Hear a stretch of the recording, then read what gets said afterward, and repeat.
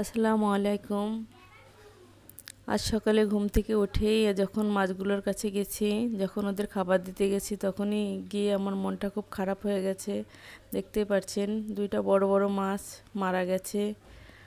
কেন মারা গেছে আমি বুঝতে পারতেছি না। পানিটাও পরিষ্কার আছে, কী কারণে মারা গেছে বুঝতে পারছি না। পরে শ্যাওলাটা সরিয়ে দেখি নিচে অনেক খাবার জমে গেছে। আসলে কাল বিকালে খাবার দিতে একটু দেরি হয়ে যাওয়ার কারণে আমার ছেলেটা একটু বেশি বোধহয় খাবার দিয়ে দিয়েছে। নিচে অনেক খাবার জমে গেছিলো, হয়তোবা পানিতে গ্যাস হয়ে গেছে, ওই কারণে মাছগুলো মারা গেছে।